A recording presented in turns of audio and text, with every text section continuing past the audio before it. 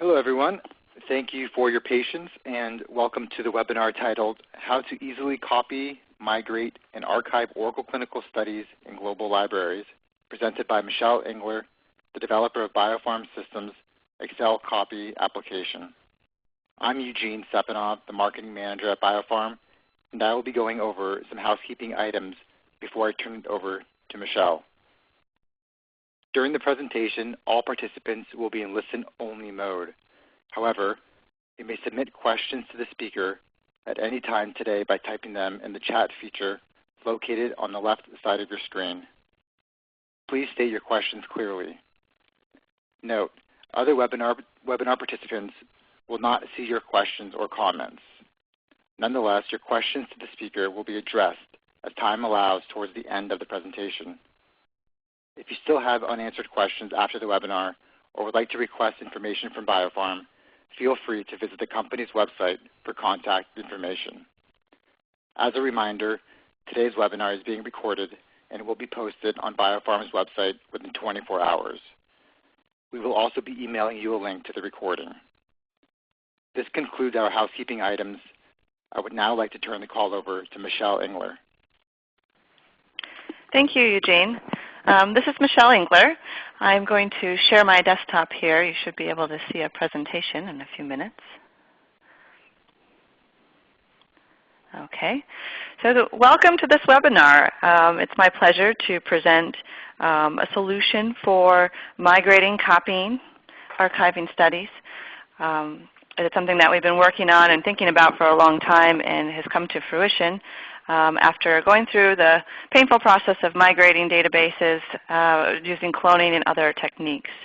So to get started, this is me. I'm Michelle Engler. I've been with BioPharm since '99. I started working with Oracle Clinical in version 3.1, for those of you who've been around for a long time here. That was a client-server architecture. Since then, I've gone through many upgrades. I've got a solid understanding of the Oracle Clinical database schema. I've got experience in development for many different technologies, languages, Perl, C++, PL SQL. I've done work with the data capture API. I have experience with system design and compliance, GXP compliance, and quality assurance as well. Okay, so for this webinar, I'm going to start out with the background and history in terms of what led us to developing a tool for migrations. Then I'm going to talk about the export-import solution, what it looks like at a high level, go into some of the functionality of the tool, talk about this concept of extraction mapping, which is the way that Accel-Copy determines how to pull data. We'll go into other uses for Accel-Copy in addition to migration and archiving, ways it can fit into your particular company and infrastructure. And then we'll go to a demonstration. So background. So we've had many migration projects over the years. And more recently there was one that involved more than one company, where there was a child company separating from the parent company. And in that, we had unique constraints around this migration. In particular, we needed to pull out a select amount of studies from a very, very large database, but we just needed select studies and select global library objects. We had limited control over the source, meaning that getting access to the source application had to go through a lot of security constraints and other things. We wanted to customize the reference code list or keep them in sync with what was currently in the parent system. And then we had to work around all these separate networks and location security constraints as well.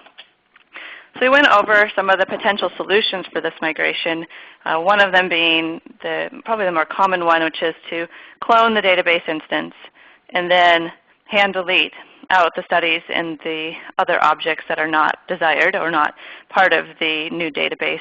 That's very time consuming and also error prone because it's a manual process.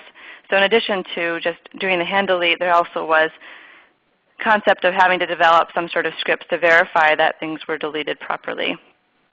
Another option would be to create a new database and hook it up to the existing database with replication, replicate over the global library objects, replicate over the study, design, definition, everything. However, in that case, some things that we did want to have in the target instance would not come over, in particular audit trails. So it wasn't an ideal solution either. And then, of course, for the reference code list, the concept was to develop some scripts to synchronize the reference code list manually, or not manually, but automatically, but as more of a one-off solution. And then we batted around the idea of, what about extracting just the studies in the global library and the objects that we want for import? Is that a possibility? So we came up with this. We thought more about that fourth option. This diagram here represents sort of the high-level architecture of what we were dealing with here. We had two companies completely separate and two Oracle Clinical instances. Over here on the left is your source instance with all of the studies in it, including the ones that we wanted. Over here is the target instance, which is a fresh instance at this point. The idea is we have access to this source instance through PCs that are on the intranet that can query that database. And theoretically, we can query it with a database account associated with Oracle Clinical accounts and get the data that we wanted. The question is, what format could we put it in so we could transport it? And we came up with the idea of extracting it and putting it into Excel files. By putting it into Excel files, it becomes a transportable format. We could extract it, put it in Excel files, have those zipped up, FTP them to our second company's area, or the infrastructure where the second database is. And then from there, with another PC that has access to the target instance, be able to read and interpret those Excel files and import them into a target Oracle Clinical instance. Now, this looks pretty simple in concept, but as you know, anyone who's spent some time working with the schema of Oracle Clinical and with the various constraints and whatnot, we're talking about a lot of tables and a lot of different connections between those tables. So we wanted to figure out a way to do this that, with the idea that, in general, there could be, we'll put it together, and then there could be something that comes up when you go to production data. It seems like something will come up. We want to be able to adjust how things are extracted in a way that is configurable. So we came up with this idea of separating the functionality of Accel-Copy into various components, and with metadata being fed into the Accel-Copy functionality in terms of trying to figure out what exactly to pull out. So I'll get a little more into that in the next slide. But to start here, if let's say I want to perform a migration, or I want to copy a study or archive a study, the first thing I have to do is extract it. So with Accel-Copy, there's the extraction functionality. You run it in the source. You select which objects that you're going to select, which category of objects. Maybe this time we're going to do a global library, for example. And then you would select particular items to extract, such as what domains would you include in this particular extraction. And then you perform the extraction. And then at that point, you have these Excel files, and there's a second functionality of Accel-Copy, which is to do the import. Now the import, of course, is run in the target. You point to the extract that was done prior. You have the option of doing it as a test run, or to even refresh the data that's in the target with the new data. And again, that's another process of Accel-Copy. In addition, the idea of, this is all great. We did an export, we did an import. I want to make sure my data is actually there. I want to make sure we didn't have any data loss, that there wasn't any corruption as we went through this process. And so a third functionality was to be able to do a full data compare from the source to the target. And in addition to that, to take checksums on the actual extracted files. And the checksums are these MD5 checksums where it takes all of the characters and figures out some sort of security key and takes that at different points in the process. to verify, and then compares them to verify that the data file that we expected that was extracted was the data file that we imported, and when we imported it, we're importing the same thing that we expected to be in that file. In addition, after that import, you can run a data compare where you're looking at the data in the target and comparing it to your extract and verifying that indeed the data that went into the target is exactly what's in the extracted file, and that's what we wanted to see. And finally, the ability to clear out a study or objects in Oracle Clinical after doing an extraction in an import process. And this is particularly useful in the case you're going to do an archiving of your studies, where you would archive your studies, bring them into an Excel file. You could either at that point keep them in Excel format or import them into another Oracle Clinical instance, perhaps an archival instance. And then you would go back to the source instance and remove those studies so that your database can then be brought back down to a manageable size.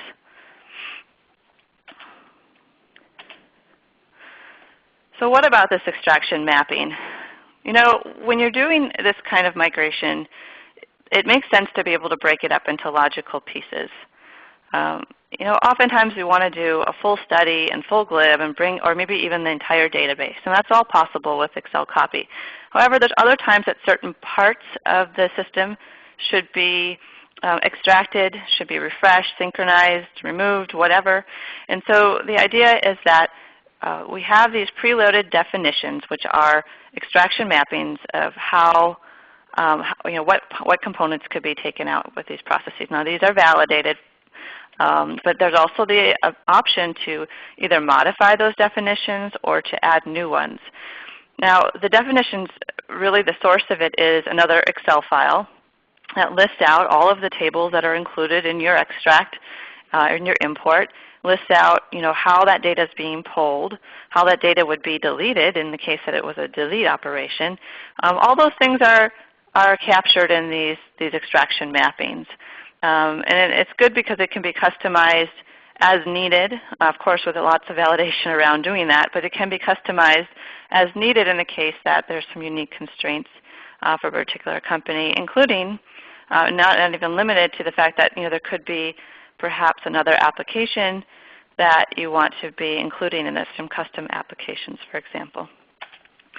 So Accel-Copy, you know, it's been designed around Oracle Clinical. It's been configured to work with Oracle Clinical, but it really is an engine. It's a concept and a way of moving data between Oracle Clinical databases.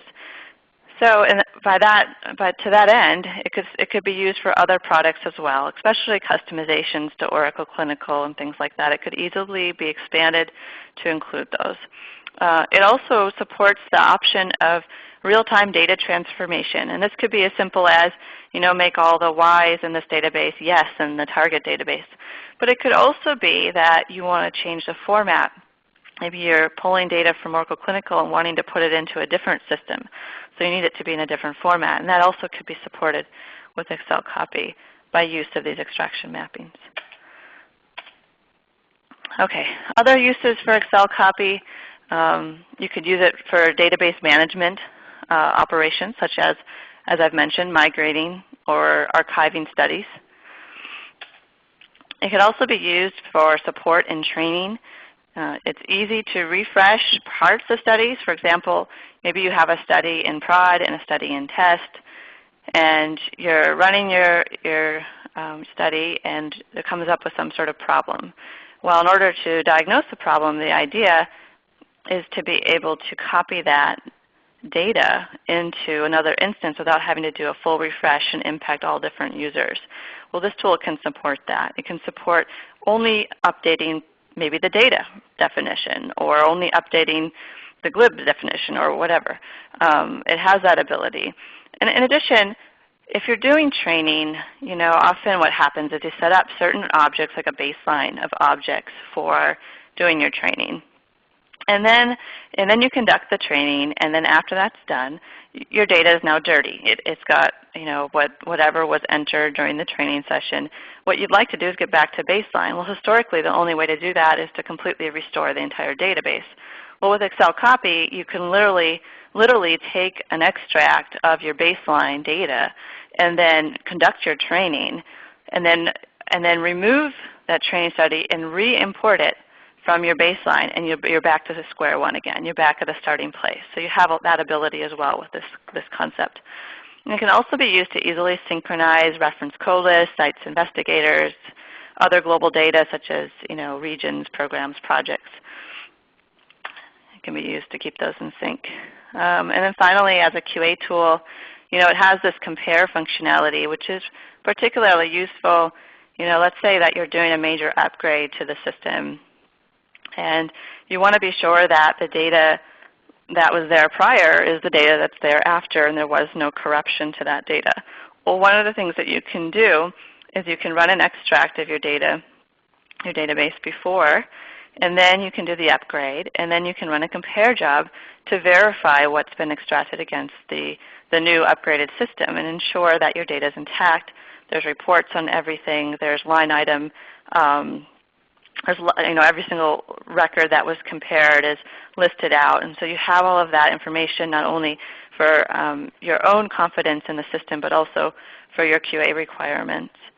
It can also be used to set up, let's say you have some tests, like a test suite of test cases you need to run. In order to run those test cases, you have some baseline study. You can use it to load that baseline study into an environment for conducting your testing from there on.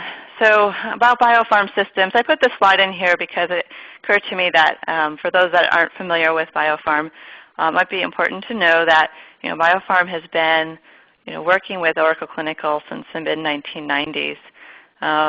We do all sorts of information technology and data management work around clinical trials.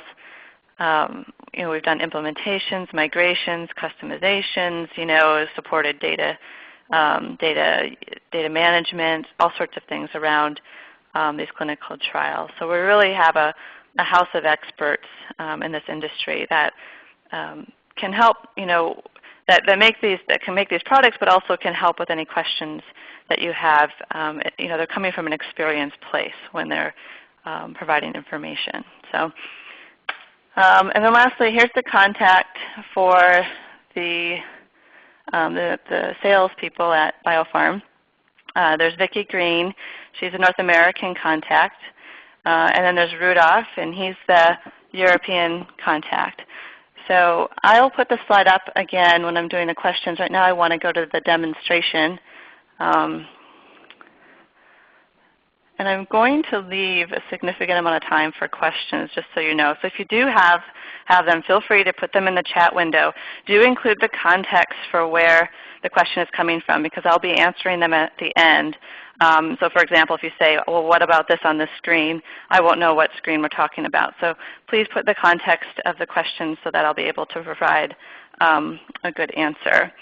So to start, this is Accel-Copy. I log in with an Oracle user ID that has privileges assigned to it. Here's the operations that I've talked about: extraction, import, comparing, deleting, and the job queue is where we list out what we've actually done in terms of these jobs. Now, what we're looking at now is an interface. It's a front end put onto the system, but it's important to note that the system can be run with a zero footprint way.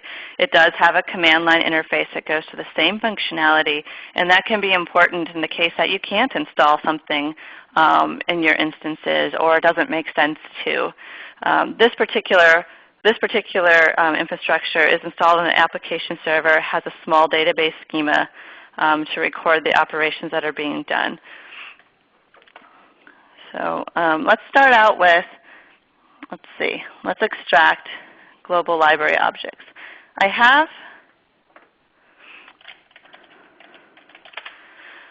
I have two instances up here. On the left I have a source instance, and on the right I have my target instance. In my source instance, I have a particular global library domain with a bunch of questions in it called demo domain. There it is. In my target instance,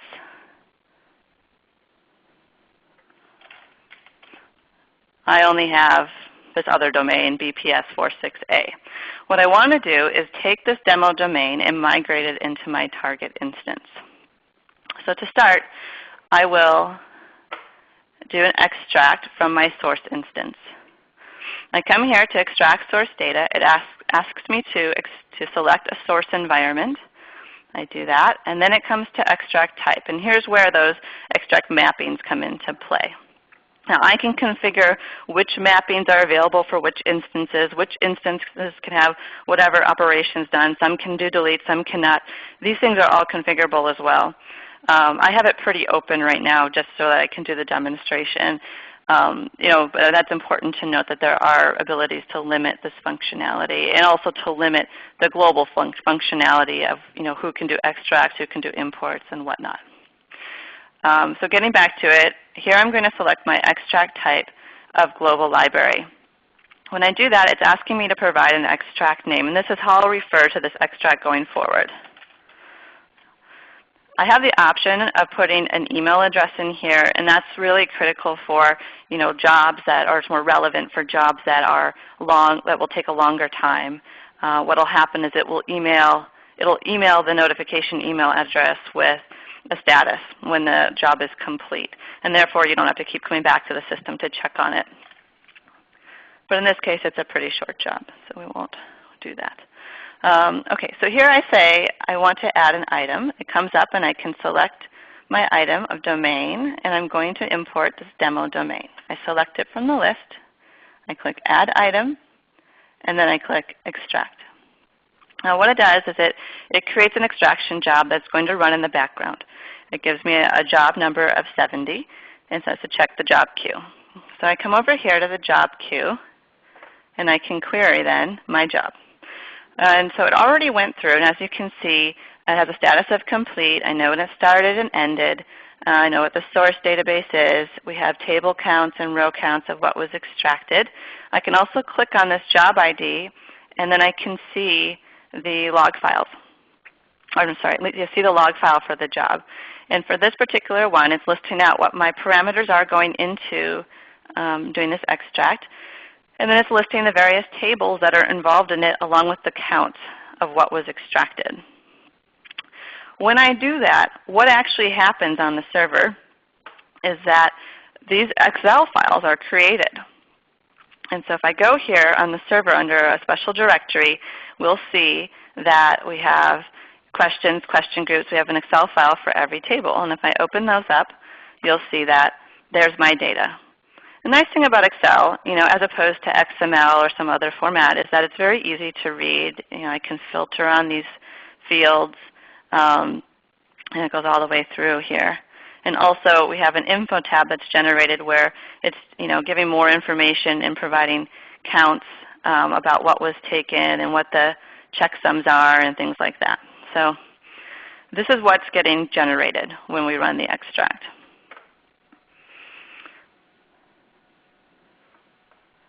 Okay, so we have this thing already extracted. Now I want to import it into the target. So I come to import, I select my source environment again, and then I can only select lib1 as my extract name because that's the one that I just created. It's the only one there right now. I then go to my target environment, and I have the option to do test only, which I'm not going to do. I actually do want to import these objects. So I'm going to uncheck that. I have an option to refresh the target where it would clear out anything that was of this domain for these particular tables that I'm talking about. I'm not going to do that because there's nothing in there in this domain, so I'm fairly confident that it'll go through just fine. So I'll click Import, and again it's going to create another job number. And I can go to my job queue and see what the status is. So right now we're in started mode. Now the job ID is accessible as soon as I come in here, and I can see the progress as I'm going. So it's starting to go through and do the import. And while it's doing the import, it has these counts. Here's the success. So successfully 38 records went in. Nothing failed. In some cases and for some situations, a conflict is okay. Let's say that you had regions and you wanted to just do the updates or the delta between the regions and the source and the regions and the target. in the extract mapping, I can flag that it's okay to have conflicts in regions. I don't want to fail this for that. But it would then record the information here so that you could see, yes, some of them did bump and then the other ones did go through. And likewise, there's detailed information about what specifically did go through and what didn't in the Excel files, which are generated as part of the import. Let's see if we got through it now. Okay, so now we're complete. Let's look at the full file.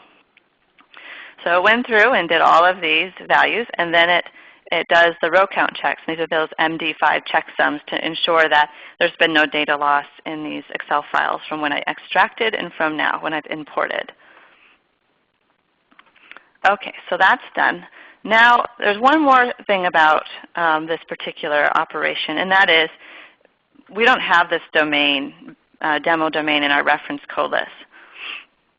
I can prove that to you.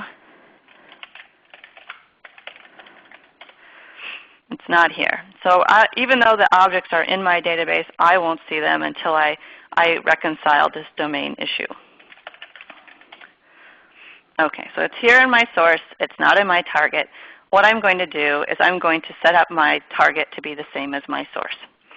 So I can do that again by going to my extract source data, selecting my environment of demo 1, selecting reference code list this time for my extract.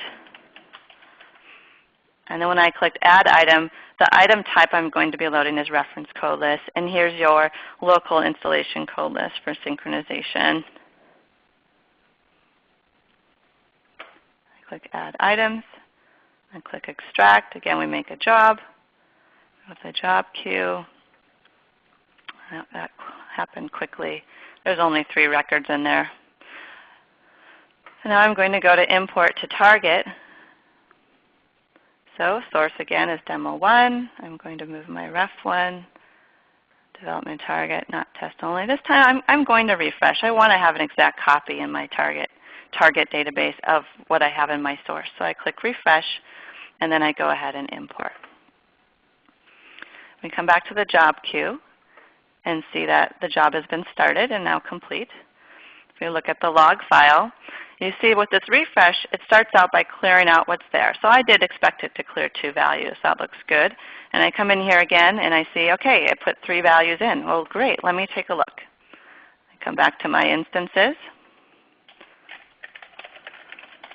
And there they are, synchronized. Perfect. My one last step I have to do just for security purposes in Oracle Clinical is to assign it to the default domains list. I think I might have a user domain here. Yep. Okay, so now let's go and see if our objects are there. Indeed they are. There's all the questions that we just imported. As well, we have question groups that were imported, and so on. So that is one of the ways that we would do that's how we would migrate a global library into a target instance. Another feature of the system is to actually delete out data that's there. And so I've talked a little bit earlier on in the presentation about, if I had a study that was a training study and I conducted training and now we have all this data in there I don't want in there, including actual patient data, discrepancies, DCFs. I'm talking about everything that was added per working with the study. I can clear that out if I like. And so for this particular example, let's take a look at, wrong one. Take a look at a particular study in here that has some data. BPS 46A. All right, we've got some documents in here. We probably have some discrepancies. Let's take a look. Yep, we have some discrepancies as well. So I don't want this data in here anymore. But along the same lines, I want to back it up because, what if something goes wrong? And I can be paranoid like that. So I'd like to have just a copy of it in case I want to get back to that at some point. So in this case, I'm going to start out by extracting from my second database this patient data. And let's call it PT Backup. I'm going to select my study of 46A, click Extract. This will take a little bit of time here. I come here and we wait. Let's see how we're doing. And you can see it's going through the process of all the different tables.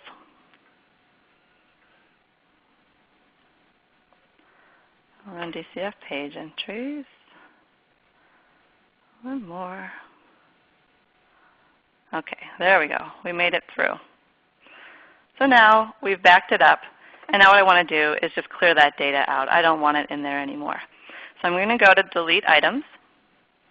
I'm going to select my second database, select deletion type of patient data.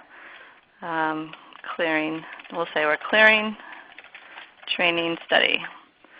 I could do it in test-only mode. In this case, I'm not going to. I add my item of the study, BPS46A, and I click Delete Items. Now it sends a job out to the server, and it runs to actually remove these objects. So I can see the progress here.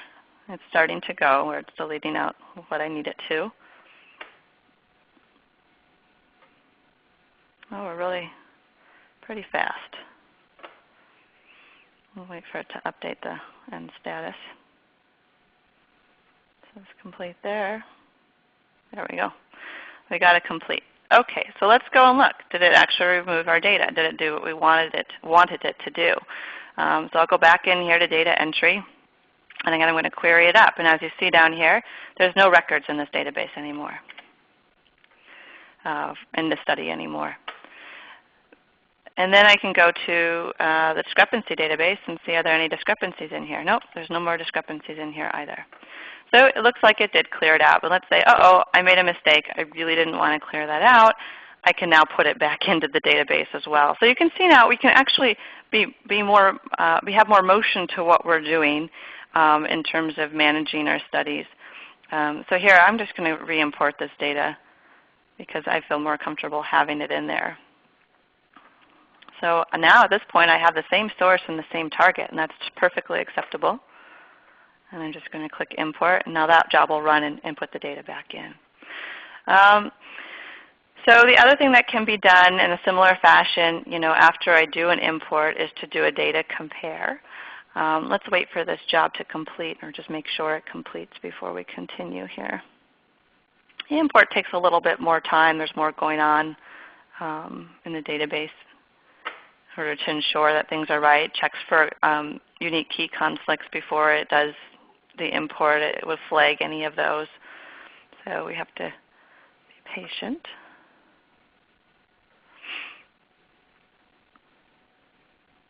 There we go. Now we're done. So the import went through. Everything looks good. Okay. Now I'm going to go and do a compare source to target. In this case, the source is where I extracted the data. So it's actually going off the extraction, not the actual database table when I'm selecting a source environment for compare. And then the target is going against the database. In this case, I'm just going to run a compare, and it's going to go out and it's going to compare every single field. And again, it makes a log file listing out what passes and what fails. So that's basically the functionality of Accel-Copy. Now, briefly, I just want to show you that the command line interface is working as well in terms of, let's say you can't put this GUI, you can't do an installation on the source and the target that you're working with, or maybe you just can't do it on the source. Who knows? But in this case, you can accommodate that because we have at our disposal all of these executable files. Now these are the same executable files that are called by the GUI. So that's nice in terms of validation. But the only difference is how it's getting the parameters in to run the job. So let's say we did want to do an extract here from the command line. I would just select the extract tool executable, and it comes up with a list of my study definitions, aka mappings. And I could let's say I want to do the regions, for example. and regions don't have any variable list. Now, variable list could contain a collection of studies or domains or whatever input variables you want.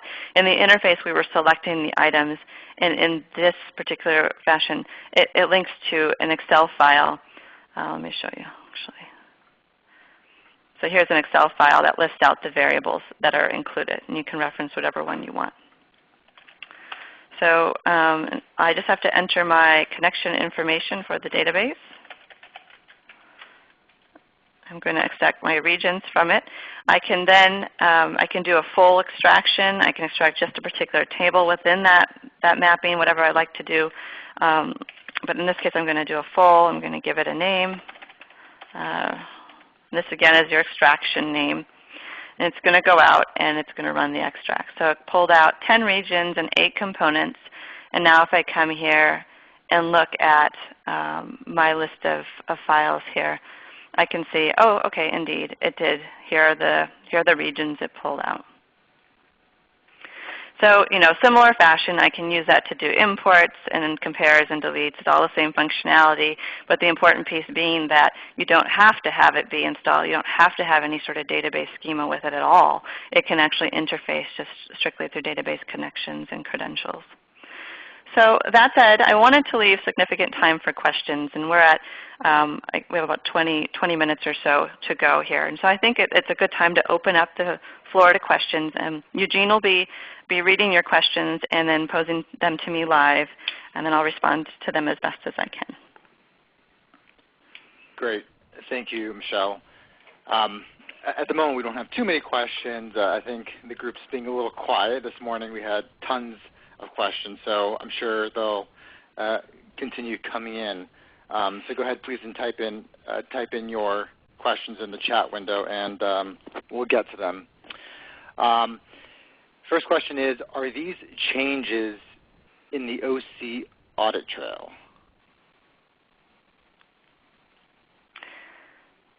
You mean the change? Okay, so I'm not. So it could be that they're asking. Is the audit trail included with the operation? And yes, it is. If they're asking, is the change of moving it to another environment included in the audit trail? The idea is to make an exact copy. What we do have in terms of the audit trail are the logs from the Accel-Copy system. We have a full queue on what was submitted and when. We have all of the Excel files that are captured at the various phases of export, import, and compare. So we've done a lot of due diligence to make sure there's a full transparency on what the tool is doing. So that information becomes part of your study documentation, or part of your life of your study, life cycle of your study, and that we had the study, we moved it, the data is the same and now in my target as was in my source, and here's all the documents that explain what was moved and how it was done and how that process went. Great. Does the study copy functionality do RDC studies? Yes, it does. Is anything installed on the database server to run this application? No. There's nothing installed on the database server. What is the installation process for this tool? So there's two options. It's a very simple process. Let's say you're going to go with the zero footprint. What has to be done is active state Perl needs to be installed on your whatever machine you're using to run the application. Ideally, you're running it from a machine that's on the same intranet as your database server, just for time's sake. It takes more time the further you are away from your data source. So you would install active state Perl. There's a wizard involved that installs Accel-Copy and creates all the correct directories and everything. So you'd run the wizard. In many cases, you have to put the Oracle Instant Client on the source PC as well, or on the PC you're using to access it. So those are the processes. It could take maybe an hour or two. It's not a significant amount of work. In terms of the GUI part, it's a little bit more. I mean, you have to put it on an application server. There's an Apache web server component. There's configuration options to do. So that's, that it still has the same underlying infrastructure of it needs active state Perl. It probably will need Oracle Instant Client depending on your installation, and then it also needs Apache. So that process can take a little bit longer. The actual act of doing it is maybe 3 to 4 hours, and documentation, depending on your company's needs, can add more time. Okay, next question. What about deletions? Are they captured in the audit trail? Well, again, so the audit trail being that we are capturing what the system is doing in terms of what it's actually deleting. The way that you would go about that is you would perform your extract, you'd capture that data, and then you would go into the delete similar to how I did it. Now you have all of the data that's been deleted. You have the row counts which will match. You have all the log files and whatnot. And so that piece, that is your audit trail for the operation. The idea is to reduce size of an Oracle Clinical database. And to that end, we do really want those objects not to be in that database anymore. So that's why the audit trail is taken outside of that database, and we leverage Accel-Copy, and then using the log files and the Excel files in conjunction to document that. Next question, can command line utilities be run in sequence in batch files and scripts? Yeah, it certainly can. And it's simply an executable, and when I'm running it that way, from the GUI, the user interface. When I submit a job, that goes out and it's basically running. It's calling that, making a system call, and it's passing some fields to it. And so you can leverage that sort of functionality, or make something that you could be doing it on batch. Is it true that this tool does not extract the transaction data in terms of an ongoing study, but only extracts the library, reference, and study setup? No, that's not true. It extracts everything. What you have in your source is what you'll have in your target, and we're talking about audit trails or anything that's happened, RDCI history table. Those things are all brought over to the target. And journal tables are brought as well if that's the way it's set up. And you can set it up different ways with the extract mapping. So if you want particular journal tables to be brought over, those also can be brought over. Great. Can you go back to the slide and expand on all the different copy functions in the tool, such as glib, study, etc.? Yeah, I certainly can. That's not it.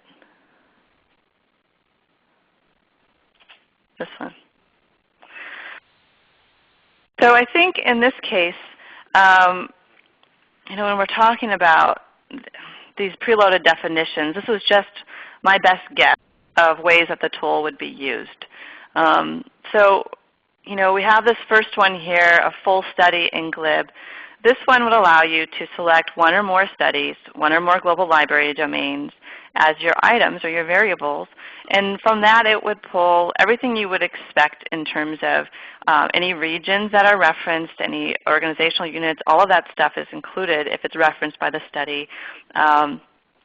Your patients, your events, your study data, randomization, all of that stuff is also included. And then as far as the glib is concerned, anything that's in the domain that you've the domain one or more that you've specified will also be included. And from this, you can kind of do the full package. I want to bring all the study and all the glib. You can also, if it's desired, use the same preloaded definition to just bring the study over and not bring the glib by just not including any domain variable items. So if you brought your global library domain earlier, I just want to bring all the study, you would just say, okay, here's the study items I want to bring. You could still use this definition to do that, and the system figures that out. So as far as the global library, this is probably, global library is one of the most straightforward cases for a tool such as this.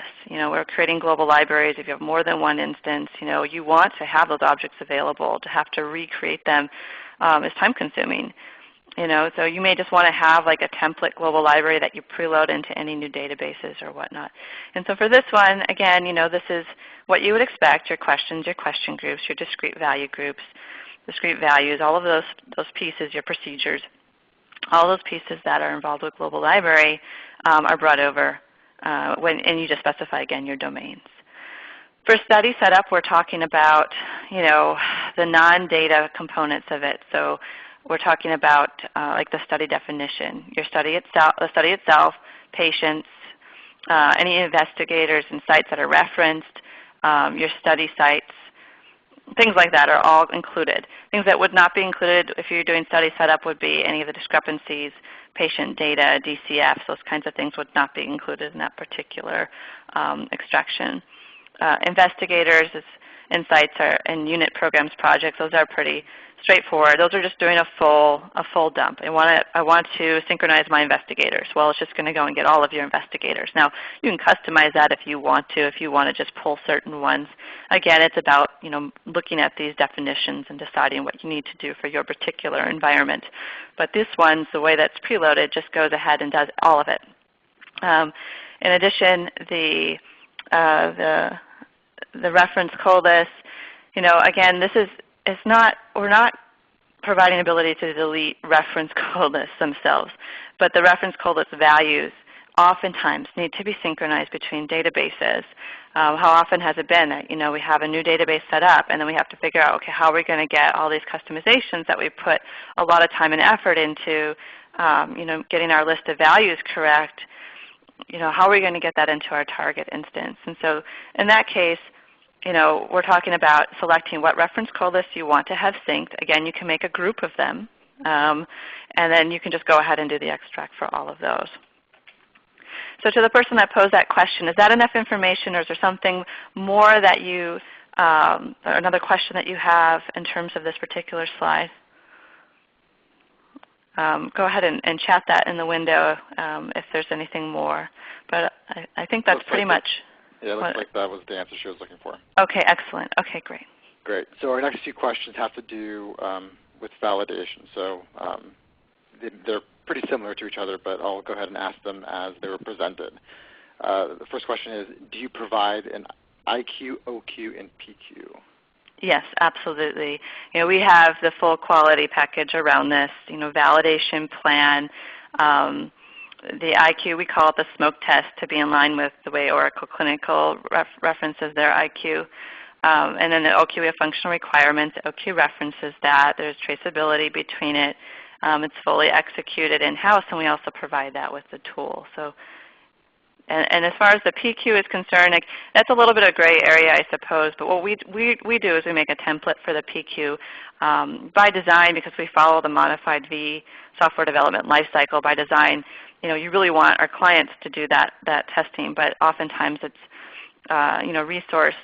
for resource reasons or whatever other reasons, it's a little bit difficult to do that. So what we do is basically take sort of a subsection of the OQ, focusing more on how the system would be used, and we put a template together for the PQ, which have test cases that can be executed by the client.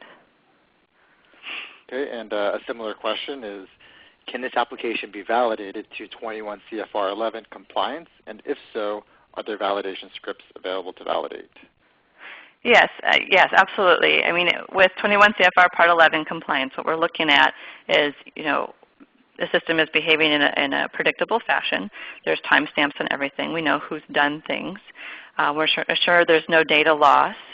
There's a full, there's clarity in how the operation is working and where things are going. So all of that is thought about and was addressed when we initially put the product together, in terms of just making sure that we have all that transparency. And as far as test cases are concerned, yes, indeed, we have the full package for validation of the tool. And we validated it, when we did the migration for the initial company. That was part of the project, is to make sure, the approach we were taking was sound and reliable and transparent. So those things are all accommodated for. Okay, next question is, what is the process involved in validation of the files extracted and imported? What's the process involved in the, okay. I could take that question different ways. So it seems to be about validation. So I'm not sure if it's asking, if the question's asking for clarity on how the test cases are approaching validating the content is being extracted, or how it's being done programmatically. So I guess I'll try to address both of those items. Of course, with the testing, the way that we validate is we take a controlled amount of data, and then we verify that what we expect to be pulled out is pulled out, and we check all of that. So I mean, that's the more controlled case. When we're talking about ongoing with the tool, that's where these MD5 checksums come into play. That's where the row counts come into play. That's where the Excel database, Excel files come into play, where you can see everything that was pulled out. You can see the row counts that were pulled out. You can also be assured that with the MD5 checksums that are being done on the files and the data, that what we expected to be there is actually there when we're going to do the import. So there's a lot of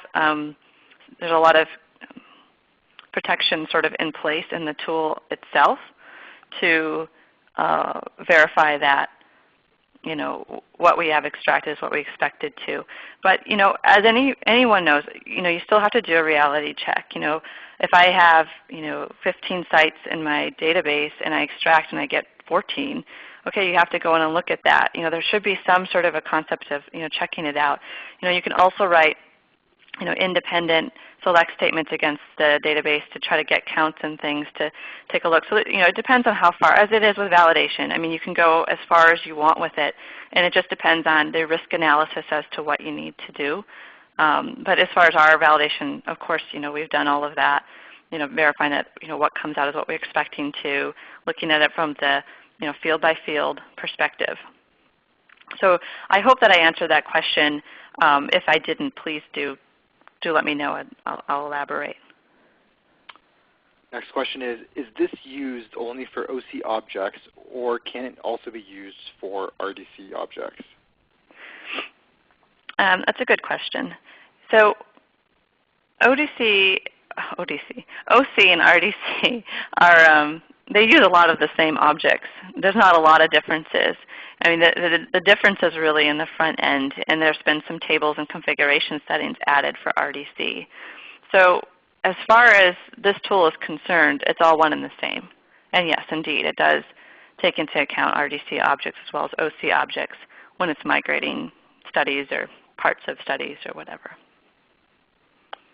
Okay, and then we had several people ask this question various ways, but it all comes down to what are the costs associated with the purchase of Accel-Copy? So I'll go ahead and give you the opportunity to give a canned response.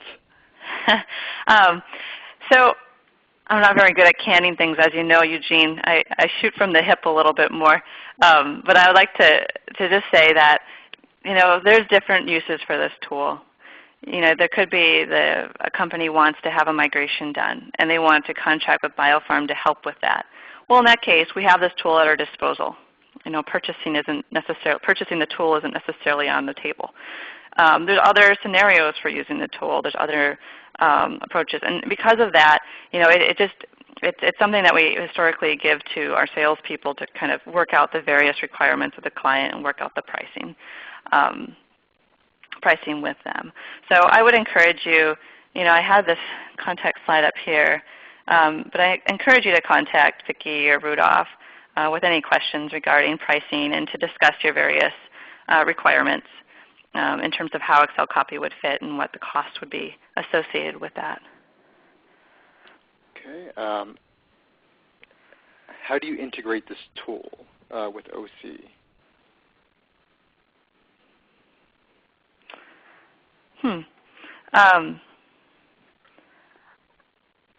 So I'm assuming what we mean, but what that question is going towards is how does it know what to extract?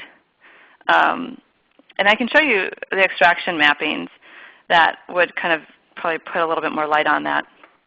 So if I'm off on a tangent here, please chat back, because that's what I think that the question's asking. Yeah, so let's take a look. Direction. I'm in the right direction? Okay, good. Okay, so let's take a look here at the global library extraction map. So wait, let's go back here. All of these things, now these are these extraction mappings I was talking about. Now you can add to these as needed, but what they're basically doing is giving information about what's being extracted. So if I go to Global Library, and I scroll over here to the left, it starts out, you have your include flag. It talks about what tables are included, what key it's going to compare on to look for a unique key conflict. So this is information required by the tool in order to do its job. And then over here, you actually have the select statements that are being utilized to pull the data out, and you also have your delete statements. So all of that's under control of these extraction maps, and that's how it's integrating with it, with Oracle Clinical. And that's also how, if you don't like the way that it's doing a particular operation, we can make modifications to these to accommodate whatever the goal or the requirement is. Great. Does it work if we are a hosted system with BioPharm? Yeah, absolutely. Yeah. Again, I guess the short answer is yes. It again depends on what you're trying to do. But if you're a hosted system, that's even all the better, because then we're here as resources to you to aid you in using the tool, for leveraging it and setting it up for your particular environment. And we're also there to support you ongoing in a very hands-on way. So that's like the ideal scenario, that you're in-house, and we're here to work with you and support you with the tool. But it also, of course, can be similar things can be done for clients that are not hosted clients. It works all the same, and we're still here, to support the use. It's just that there becomes more security things to get through and whatnot when you're not in-house. So that's the ideal scenario, of course, having to be hosted. All right, we'll take one more question, and then we'll end it there. Last question is, what OCRDC versions is it compatible with? That's a really good question. And the reason why that's a really good question is this morning, I don't know if you remember, Eugene, but we had the question about Oracle Clinical, like going between different versions. So this tool, I set up these particular study mappings to work with 4.6. I also have one that works with 4.5. Going between them is actually a possibility. Let's say you had Oracle Clinical version 4.5 and 4.6, and you wanted to copy a global library between them. Well, you can do that as long as the schema is the same, or if it's not the same, that's accommodated for in your study definition. You can do that. You can actually go between versions. As far as what versions it's been validated for and used on, it's been used on 4.5 and 4.6. But again, it has to do with the schema. And there have been some changes recently to the schema, but I'd have to say that the core functionality, or the core table database structure, has really stayed pretty much the same for many, many, many years. The things that have been added are very, very small, and we're already aware of them. And so if you have a particular version that you want to inquire about it, I suggest following up with Vicki or Rudolph, and we can kind of assess what those particular requirements would be. Great. Thank you, Michelle. So it looks like we have used up all the allotted time we have for this particular webinar, so that'll end the Q&A session. If you have other questions, please feel free to contact us via phone or email. You can contact Rudolph in Europe, or you can give Vicki Green a call in the U.S. They'd be happy to speak to you. Once again, today's webinar will be available on biopharm.com within 24 hours for you to review and share with your colleagues. We really want to thank you for your participation and hope that the information we provided you today was helpful. Have a great rest of the day and evening. Thank you for joining. Thank you so much.